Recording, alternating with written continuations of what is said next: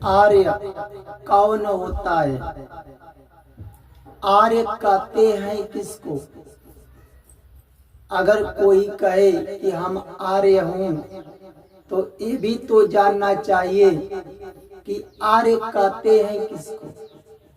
आर्य की परिभाषा क्या होता है? अष्टाध्यायी एक ग्रंथ है। उस ग्रंथ में, अष्टाध्यायी ग्रंथ में लिखा गया है, कहा गया है, जो ईश्वर का पुत्र होता है। अब ईश्वर का पुत्र, हम भी पुत्र हो, आप लोग भी पुत्र हो, सारा संसार का मनुष्य, चाहे वह नर हो नारी हो, वह भी तो सब ईश्वर का ही पुत्र है। पशु पक्षी आदि ईश्वर का ही तो पुत्र है कि नहीं बताओ? पर जिसके अंदर ईश्वर का कर्म का ज्ञान है, ईश्वर के गुण का ज्ञान है, आप वेद को, शास्त्रों से प्रेम रखते हो, ईश्वर से प्रेम रखते हो, धर्म के अनुसार जो कर्म करते हो, आपके अंदर गुण है, तो आप आर्य कहलाने के अधिकारी आप हैं। अगर उसके अंदर कर्म का ज्ञान नहीं है कि धर्मयुक्त कर्म क्या है, और कुछ लोग धर्म के, अधिकांश लोग मनमाना कर्म करते हैं, जो मन में आ जाए, धर्म के विपरीत जो कर्म करते हैं, कर्म का ज्ञान ही नहीं है, गुणहीन है। वह बताओ आर्य कहलाने का अधिकारी हो सकता है? आर्य वो लोग हैं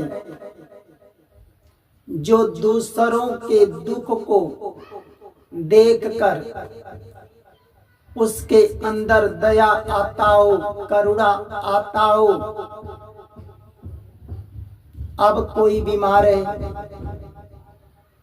उसे दवा खरीदने भर पैसे नहीं है, उसका इलाज करवाने भर उसके पास पैसे नहीं है, उसके दुख देखने के लिए उसके घर में भी माता पिता बहुत लोग के नहीं रहते हैं।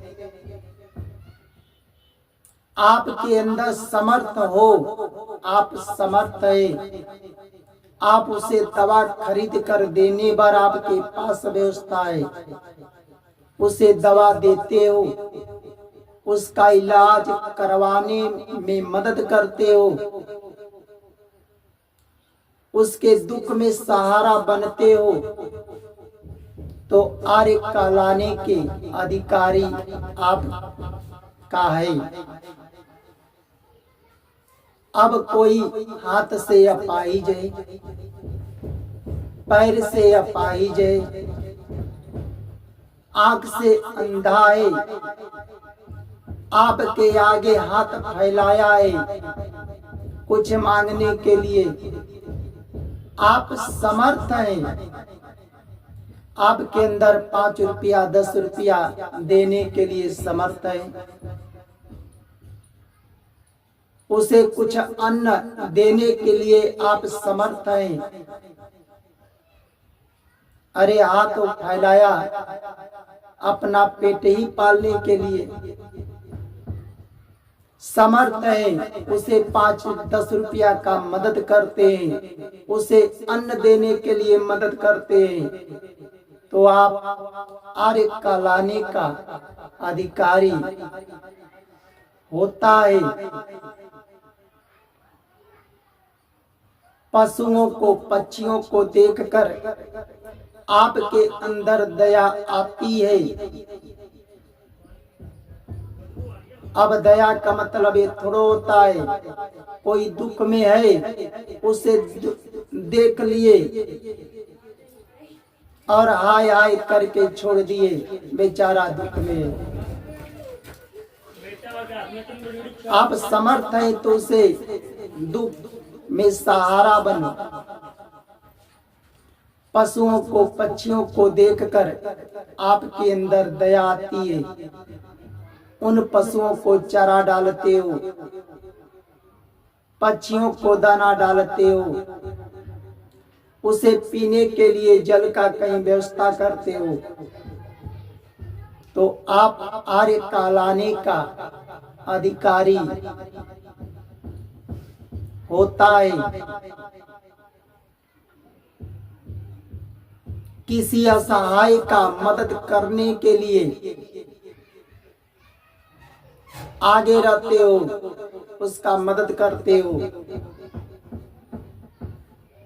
कोई महात्मा है, संत है, भगवान के कथा सुनाते हैं, ज्ञान सुनाते हैं, उस कथा को, उस ज्ञान को प्रचार करने के लिए, प्रसार करने के लिए उस महात्मा का योगदान करते हो, तो आप आर्य कहलाने का आपके अंदर अधिकार है। अब कोई व्यक्ति किसी का शोषण करता है, अपने कर्म से किसी को दुख देता है, पीड़ा देता है, किसी का धन लूट लेता है, किसी का जमीन हड़प लेता है, किसी कमजोर का, निर्धन का, असहाय का, तो आप बताओ ऐसे लोग आर्य कहलाने का अधिकारी है? दूसरे को शोषण करने वाला, अपने कर्म से दूसरे को कष्ट देने वाला, किसी का धन लूटने वाला, जमीन हड़पने वाला आर्य का अधिकारी कभी हो नहीं सकता। ऐसे लोग को आर्य कहा नहीं जाता है।